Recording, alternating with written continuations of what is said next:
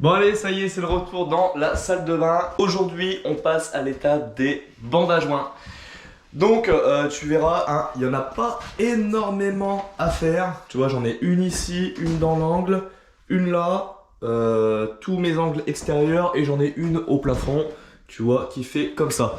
Donc aujourd'hui on va pas sortir le banjo pour ça comme tu as l'habitude de voir sur la plupart de mes vidéos. On va les faire à la main, ça sert à rien de salir tout le banjo pour 3 bandes. Il n'y aura aucun intérêt, je vais passer plus de temps à nettoyer le banjo qu'à les poser limite, ça va être à peu près ça. Je vais les faire à la main, pour ça je vais utiliser quoi? Donc comme d'habitude on change pas. Hop, la Fibafuse Max. Et ici on va prendre les Straight Flex et les Wet Stick. De chez Magimport, enfin qu'on trouve chez Magimport du moins. Là, on est sur une petite bande, je trouve un peu, alors on va pas dire révolutionnaire, mais un peu quand même. Pour ceux qui ont du mal à poser des bandes armées, bah sincèrement prenez ça. Et là je peux vous dire une chose, vous aurez aucun mal à les poser, c'est vraiment ultra pratique. On est sur de la bande en fait qui est en composite, donc on est sur une bande à mémoire de forme.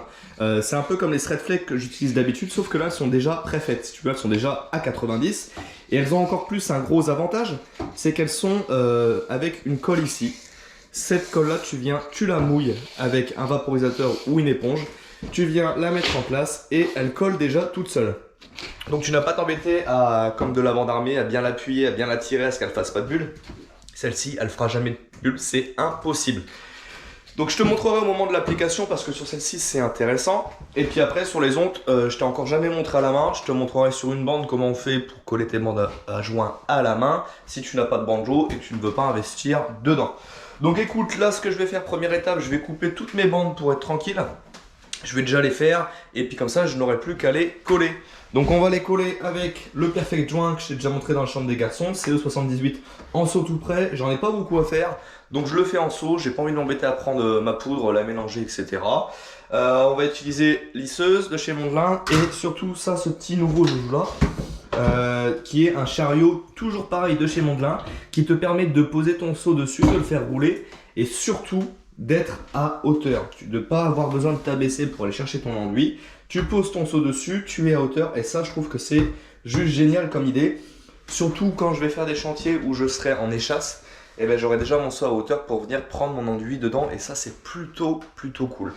Donc je m'occupe de ça, je prépare mes bandes et puis après je t'explique comment on les colle. C'est parti.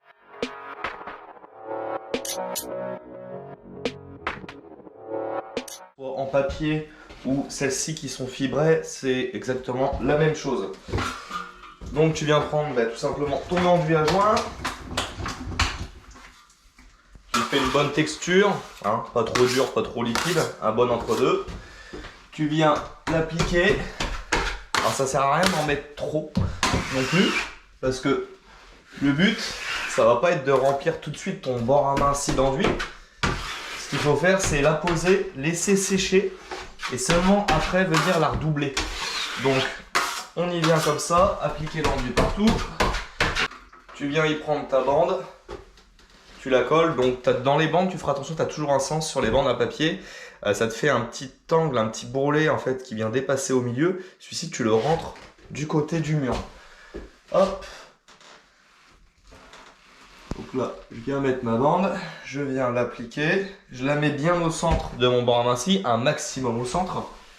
Une fois que c'est fait, hop, tu viens appliquer, tu la serres un peu pour pas qu'elle bouge. Tu viens bien, tu racles pas trop pour qu'il reste quand même toujours de la colle en dessous de ta bande. Donc tu vois, là ça y est, moi en gros ma bande elle est collée. Et maintenant ce que je fais c'est que si j'ai du surplus qui dépasse en plus de mon bord à minci, et ben je viens le racler pour pas que ça me fasse une surépaisseur qui vienne me gêner après pour faire mes doublages. Et ce que j'aime bien moi avec cette bande là en fait, c'est comme elle est fibrée, et ben en fait tout l'enduit, la bande se noie dans l'enduit. Tu sais, la bande à papier elle vient on va dire se coller avec l'enduit, donc tu as l'enduit contre ta bande, que celle-ci, ta bande, l'enduit rentre vraiment dedans. Et donc pour avoir des bulles, j'en ai encore jamais eu, c'est ultra compliqué je pense, il faut vraiment qu'elle soit mal collée. Et au moins tu as quelque chose qui est bien solidaire. Donc tu vois, là on a une bande, c'est pas propre, c'est pas beau, c'est pas droit. mais on a un collage de fait, on n'a pas de bulle, et on a surtout pas de surplus de chaque côté. Donc, tu vois, hein, c'est assez facile pour la première étape du collage. Donc la bande est faite, maintenant ce que je fais c'est que je vais m'occuper de tout le reste, coller toutes mes autres bandes, et quand j'arriverai aux angles intérieurs, je te montrerai un autre outil, et pour les angles extérieurs aussi.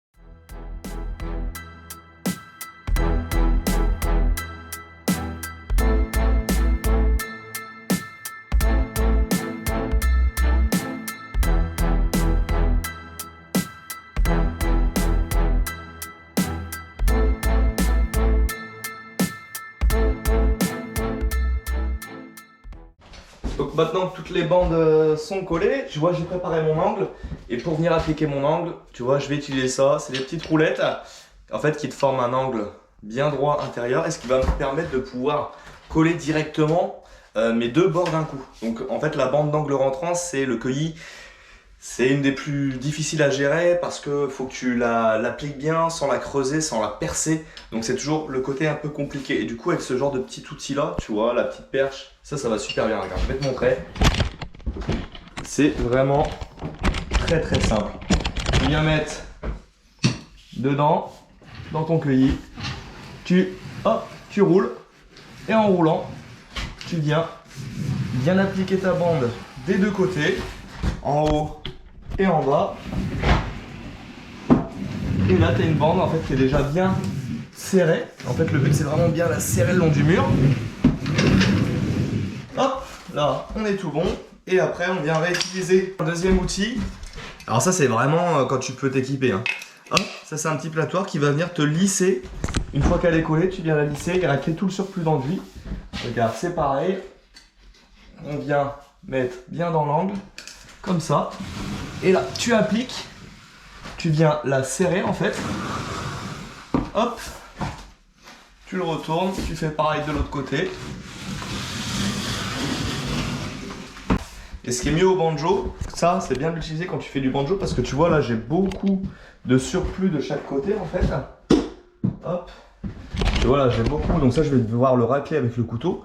Alors que quand tu colles au banjo, tu viens mettre de la colle directement sur ta bande. Et en fait t'as pas toute cette surcharge là. Donc là je vais prendre mon couteau, je vais la racler. Et du coup là je vais avoir une bande qui est bien collée des deux côtés, je vais avoir un bel angle intérieur. Et voilà, c'est déjà mis en place. Donc tu vois, ça va super vite avec les bons outils. Donc en fait, à la main, quand tu n'as pas ce type d'outil là, ce qu'il faut c'est que tu viennes l'appliquer comme ça. Moi je te conseille d'avoir un couteau avec un bord, tu vois, bien d'équerre là. Et tu viens comme ça. Tu fais petit à petit, tu vas tranquille.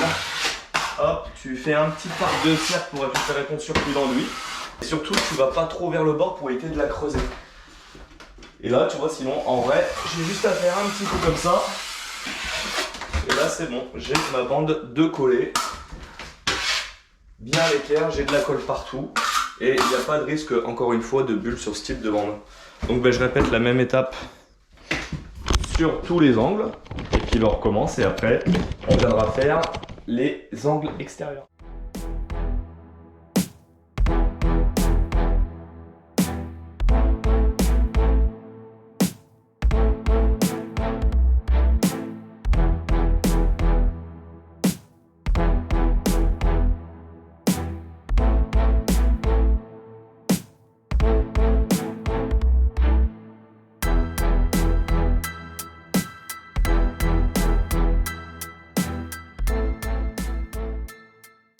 Les bandagements sont collés, on va pouvoir passer du coup aux bandes pour angle extérieur, donc les straight flex, les wet sticks.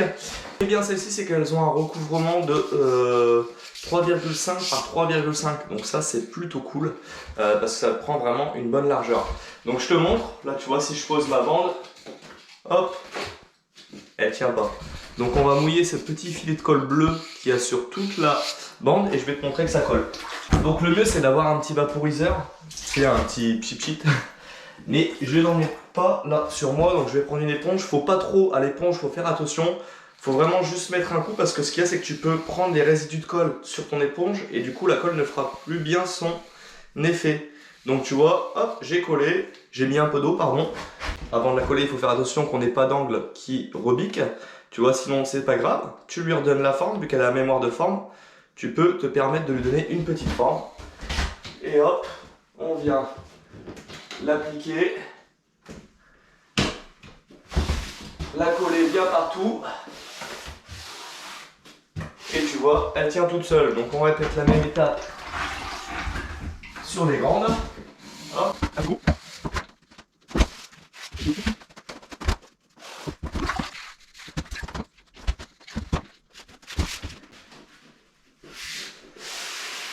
Voilà, donc là, tu vois, en gros mes bandes elles sont déjà collées. Donc une étape de fait, je vais pouvoir les charger directement.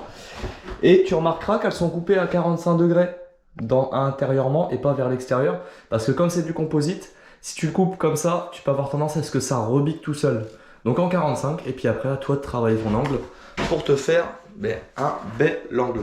Donc écoute, là c'est fait. Je vais les doubler tout de suite. Et comme ça j'aurai déjà une première passe de charge dessus. Donc pour ça je vais utiliser tout simplement lisseuse couteau. Et puis c'est parti pour le doublage des bandes. Bon allez, pour changer un petit peu, je vais te faire une voix off, histoire de ne pas avoir trop de répétitions par rapport aux autres vidéos et de m'arrêter en cours de vidéo pour t'expliquer à chaque fois chaque étape. Donc tu vois là c'est assez simple. Pour commencer en fait je redouble déjà mes bandes que j'ai collées juste simplement avec mon eau.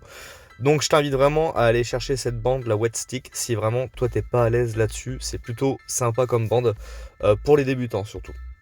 Ensuite ce que je fais c'est qu'une fois que toutes mes bandes sont bien sèches, le collage est fait, là seulement je recharge par dessus. Je cherche pas à le faire tout de suite le frais dans le frais parce que c'est comme ça que tu risques d'avoir en fait des bulles sur toutes tes bandes.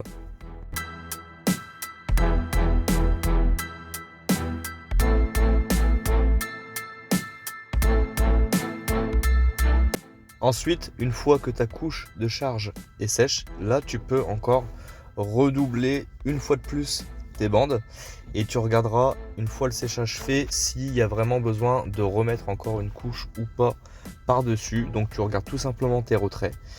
Et une fois que ta couche de charge est sèche, et tout simplement tu viens redoubler encore une à deux fois de plus dessus. Tu regarderas le résultat en séchant. Et là pour le coup je le fais à la parfaite lisse parce que plus besoin de mettre une énorme passe de charge dessus pour avoir un résultat nickel. Quand tout ça est sec, tu reviens et là on utilise la Mirka, la Deros. Donc celle-ci ça fait quelques mois que je l'ai et sincèrement ça change la vie. C'est vraiment une vraie ponceuse de peintre. Elle se manie super bien, c'est une des plus légères du marché. Elle a de multiples vitesses et elle est rotative. Donc franchement je vous la conseille à tous. Donc ce que je fais, tout simplement, grain de 180 et je viens poncer toutes mes bandes. J'évite de les creuser évidemment. Je repasse aussi par-dessus toutes mes têtes de vis parce qu'après je vais faire un enduit de finition et pour ça il faut absolument poncer ces bandes avant. Si tu veux pas avoir des gros défauts qui réapparaissent au-dessus de ton enduit de finition, tu as intérêt à faire un travail nickel. Donc là on repasse partout. On essaye de faire un travail propre, soigné et on repasse aussi partout sur les murs au cas où tu aies des petites boulettes d'enduit. Il faut vraiment qu'il n'y ait absolument rien qui te gêne avant la pose de ton enduit de finition.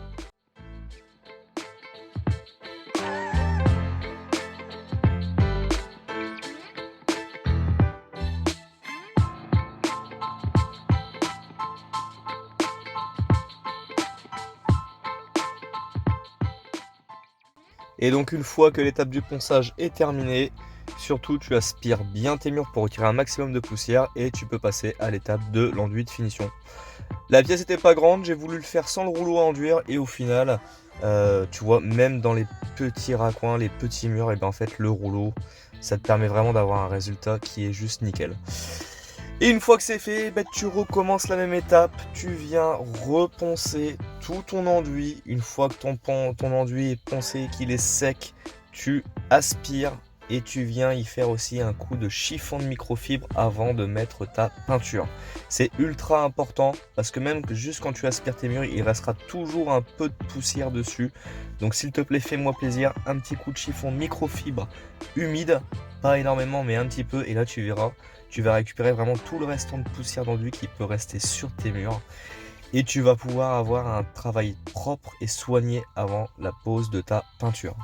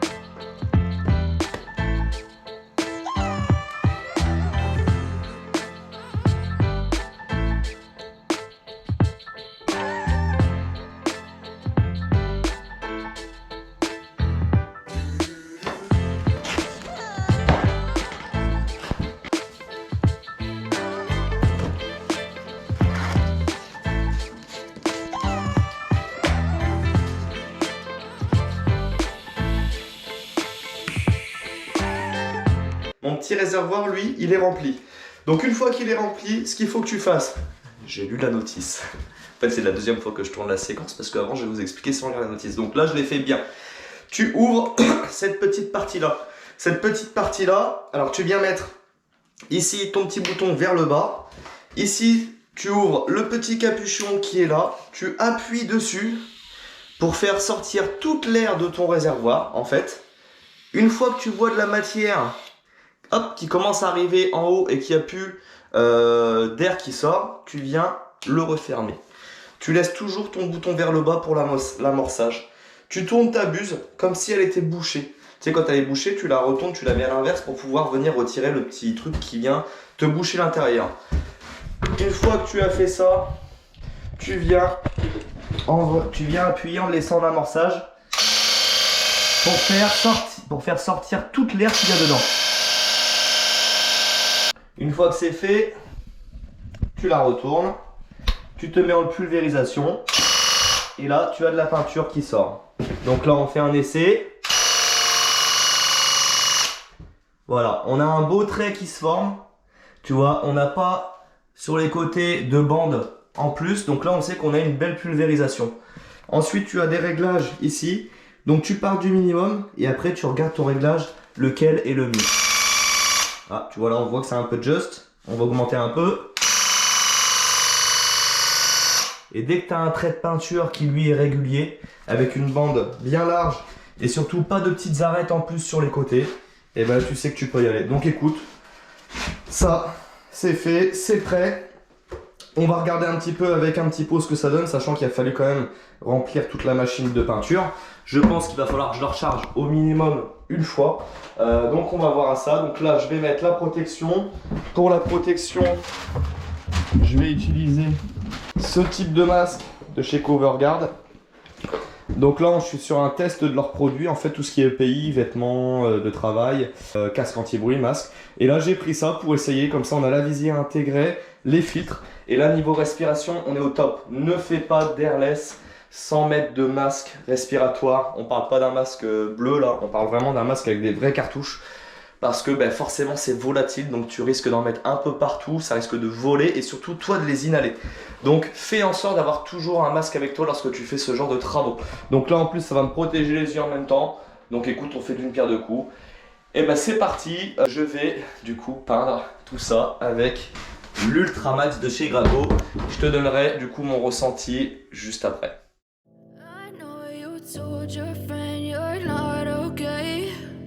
Tell me what's wrong and why you never said you felt that way. And guess you're trying to stay strong and fake a smile until I look away. But I've known you too long, it hurts to watch your blue eyes fade to gray as you fade away. As you fade away. Yeah, I'm about to fade away, cause every time I wake up I feel like it's Monday. Something's going wrong with all the chemicals up in my brain. All of a sudden I don't look at anything the same way. Gotta build up of my thoughts sitting in an ashtray. I'm sorry that I'm so inconvenient, okay. Just let me be me and I'll stay out of your way. I can see the way you look at me, I'm such a disgrace. Oh. Non. Oh.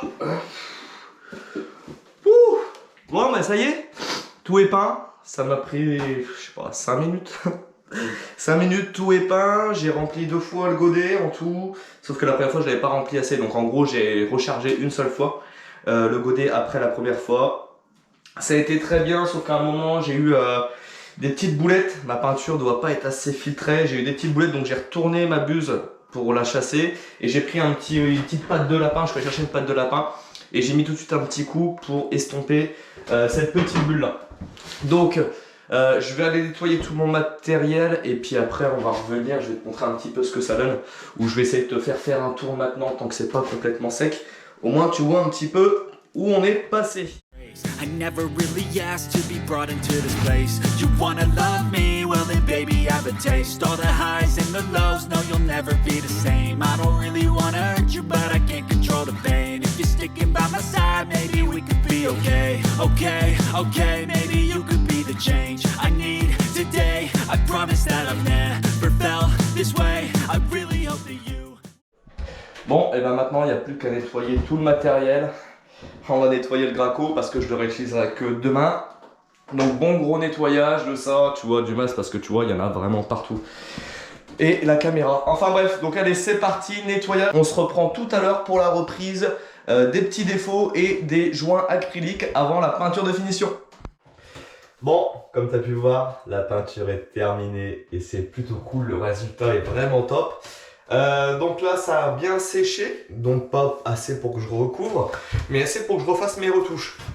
Donc moi je profite toujours d'avoir fait la couche d'impression pour aller rattraper tous mes derniers petits défauts qui restent après le ponçage de l'enduit. Et pour ça c'est très simple, t'as pas besoin de grand chose.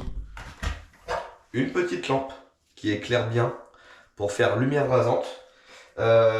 Et deux spatules, pas des grosses. Tu vois, moi là j'en ai pris largement trop, je le sais. Un petit peu d'enduit, une spatule, et là tu vas faire le tour avec ta lampe. Donc je vais m'amuser comme d'hab, je fais le tour, j'éteins la lumière, et puis, enfin bon, pas besoin, j'ai pas besoin d'éteindre la lumière, mais je vais me balader avec ma lampe rasante tout partout. Et puis ben, j'aurai plus qu'à trouver du coup mes petits défauts à reprendre. Et après ça, je vais faire mes joints acryliques. Mes joints acryliques, je vais les faire simplement dans les angles qui vont être visibles. C'est-à-dire que les angles, par exemple celui-ci, il n'y aura pas besoin d'en faire parce qu'après je vais avoir ma remontée de carrelage dessus. Donc aucune utilité. Je vais faire là où j'ai peinture, contre-peinture dans un angle. Donc je me lance là-dessus. Je prépare enduit, lampe, je fais mes retouches et acrylique. Choose to stay through all the pain. I know you told your friend you're not okay. And tell me what's wrong. Lendemain, les retouches sont sèches, les joints acryliques sont faits. Donc encore tu vois un petit plus avec l'impression colorée, avec un petit peu de colorant. C'est que quand tu fais des retouches d'enduit, et ben tu vois vraiment tout de suite où tu les as fait. Pas besoin de mettre du colorant dans l'enduit ou de mettre des petits bouts d'adhésif comme je faisais pour trouver mes retouches. Donc tu vois là on voit il y en avait un peu partout. Donc là c'est toutes mes traces de vis qui se voyaient encore. Tu vois j'aurais dû remettre une petite couche par dessus, c'était pas suffisant. Mais bon voilà c'est tout, tu vois c'est repris en temps et en heure, donc ça c'est bon.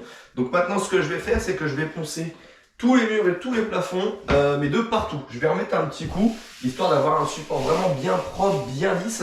Donc toujours pareil avec la des roses de chez Mirka et un papier à poncer en 240.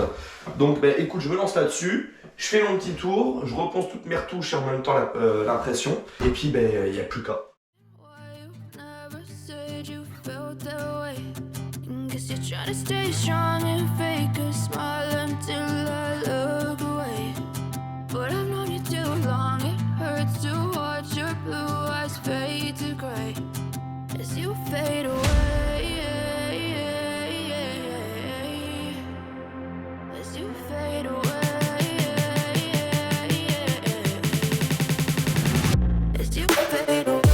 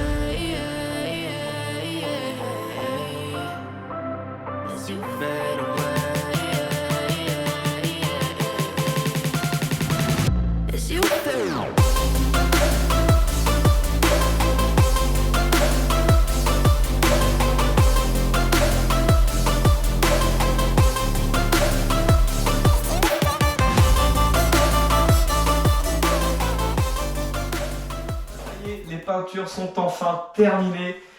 Sincèrement, je suis super content du résultat. C'est propre, c'est lisse, c'est beau. C'est super beau au toucher et ça, c'est ce que j'adore avec l'Airless. Donc ce petit produit là, sincèrement, moi je trouve que c'est vraiment du gros kiff. Ça va bien utiliser. Alors c'était la première fois, mais une fois que quand tu mets la bonne buse, que tu fais bien ta pression, que tu mets bien ça sous dépression, tu fais ta bonne dilution, et ben ça va tout seul.